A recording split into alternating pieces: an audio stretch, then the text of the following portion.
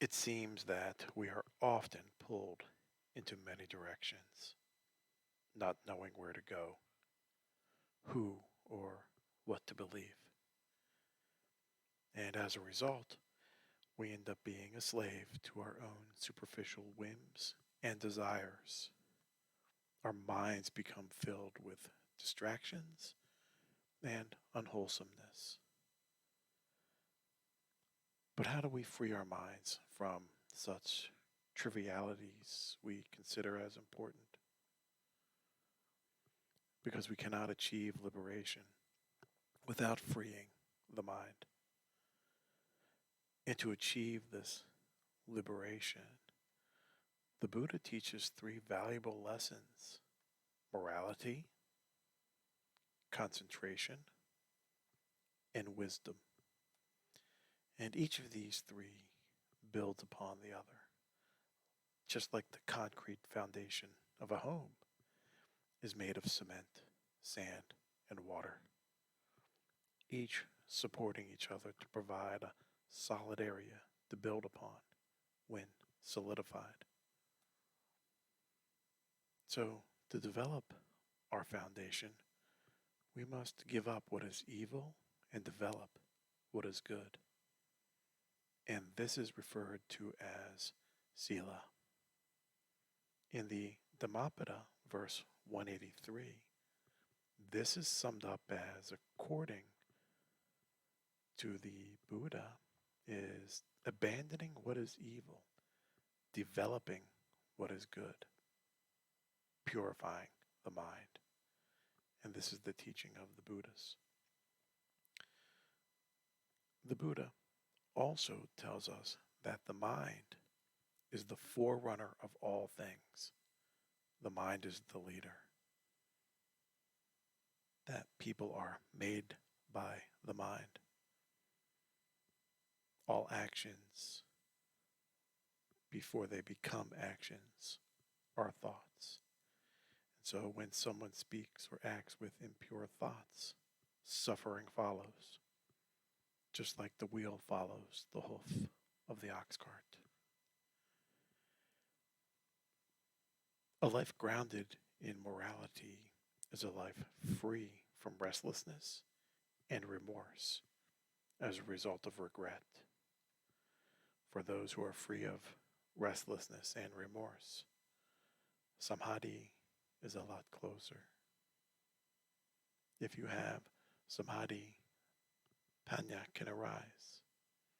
And panya is when the practitioner eventually realizes from his or her own experience that everything in this world is changeable and unsatisfactory and without an underlying self.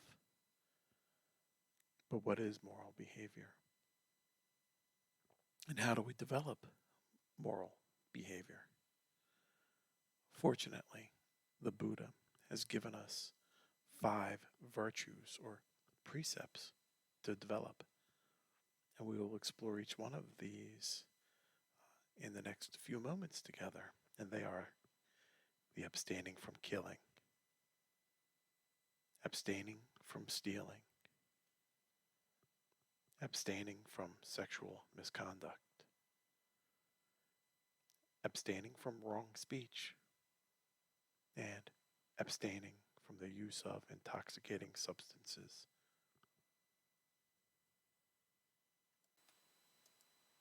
The first precept that we will explore together is the abstaining from killing. Killing any sentient being or conscious being is to be avoided. The major goal of no killing is to develop our compassion that all living beings have a right to life. But what about eating meat? Is that killing? Are we responsible for that? How does that affect our karma?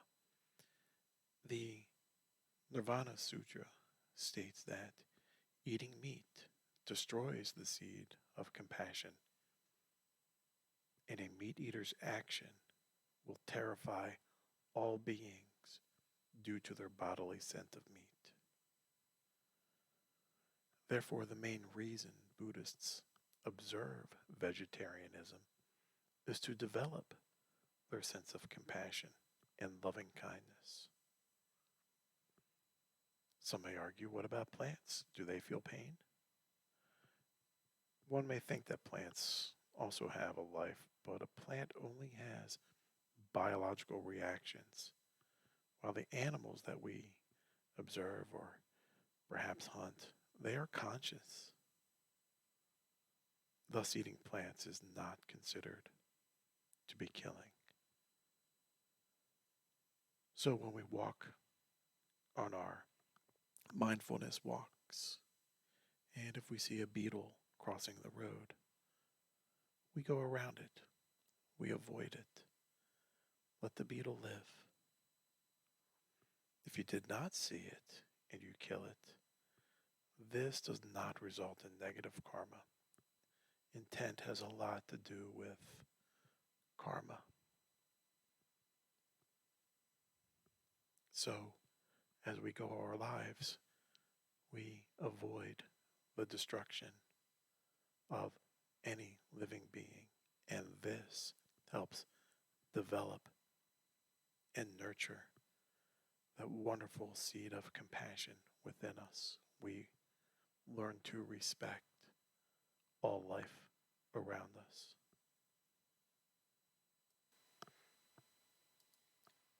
The next precept we will consider is the abstinence or the abstaining from stealing. And this seems easy, right? We just don't take something that does not belong to us. No one wants to have their property taken without authorization or without permission. And therefore, this precept goes a little bit farther than just the abstaining from stealing. And then a better translation could perhaps be abstaining from taking what is not given. It presupposes a deep respect for the properties of others. And so we don't assume that we can also just borrow something without someone's express permission, even with the intent of returning it without them knowing that we even took it, perhaps.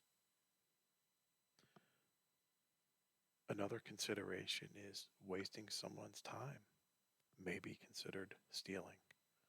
Our time is limited and precious while we are here on this earth. And deliberately wasting or misusing someone else's time may be considered a form of stealing.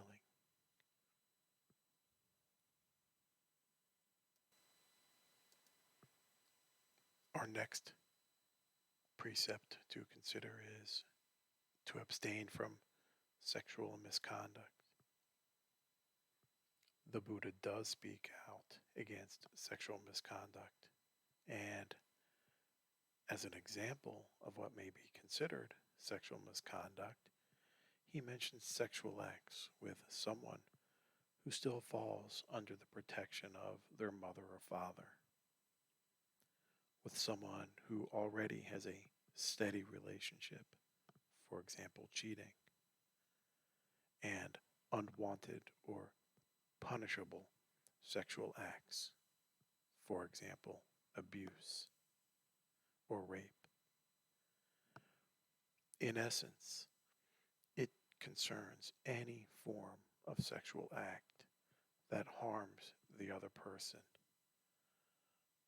Of course, ordering sexual misconduct is also unwholesome. For example, prostitution would also be considered an unwholesome act. Sexual misconduct stems from a sensory desire. The desire for pleasurable experiences can be so great that you lose the ability to look out for the well-being of yourself and the other. No sexual misconduct means never having any sexual activities that occur outside a husband-wife relationship or a very strongly developed relationship.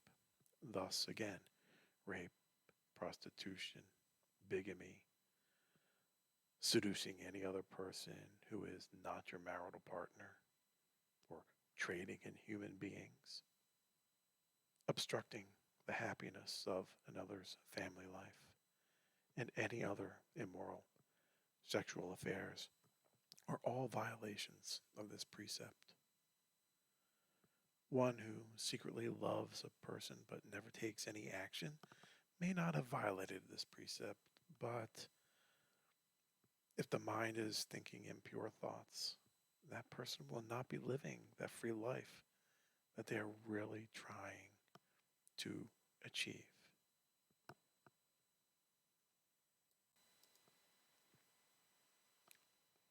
The next precept is to abstain from wrong speech.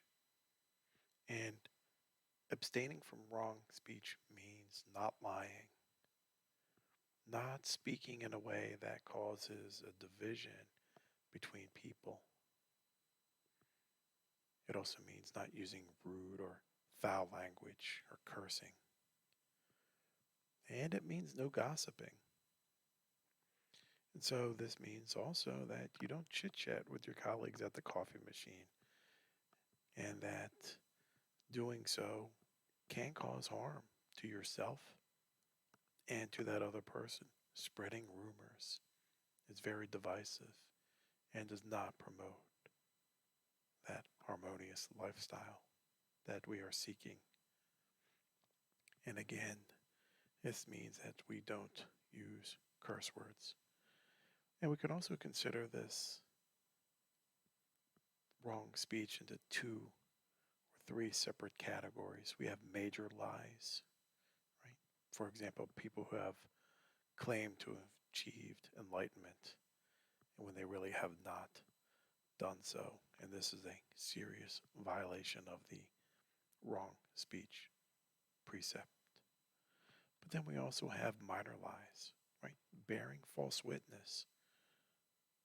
Lying to our friends, lying to our coworkers, lying to our loved ones, to misrepresent or to conceal the truth, or to fabricate any story that is not true. These can be considered minor lying. We also have lies of convenience, and this could be called good intention misrepresentations. Perhaps we may call them white lies. For example, you're not telling your spouse that you got them this really wonderful birthday present. Or maybe a doctor doesn't come fully forthcoming with diagnosing a terminal illness because we are trying to protect someone else's emotional well-being. And we may consider these lies as lies of convenience.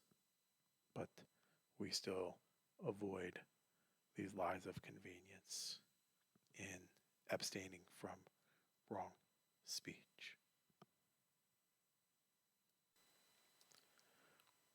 The final precept that we will consider is the abstinence from using intoxicating substances. That can cause inattention. And the last phrase, causing inattention, is essential.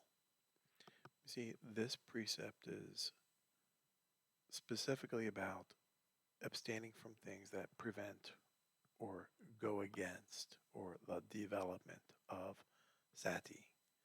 And alcohol is the most commonly used that removes us or causes us to be inattentive to our surroundings, to the feelings of others, and to the feelings within us.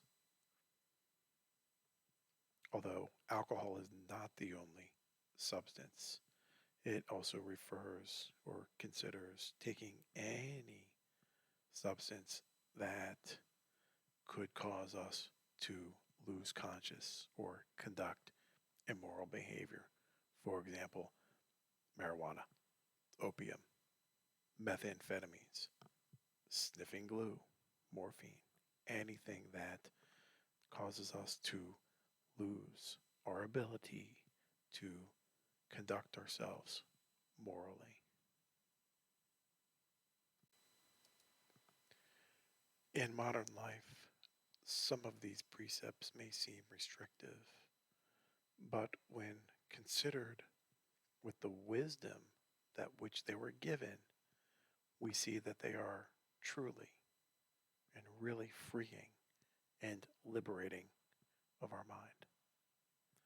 When our minds are occupied by alcohol or drug addiction or sexual misconducts, are we free? No, of course not. One is a servant to another master and not on a wholesome path. When we spend our precious time gossiping about another, we are causing suffering to them, even if they aren't present. And we are causing suffering for ourselves. If we look at our jails and prisons, they are filled with people who have violated one or more of these precepts, and this results in their incarceration. And this incarceration promotes their suffering, prolongs their suffering, not only for just that person, but for their family members as well. When you follow these 5 precepts, you will experience the freedom and liberation that all beings seek. Be mindful. Live a moral life. Promote kindness and well-being for yourself and for those around you and for the world that you live in.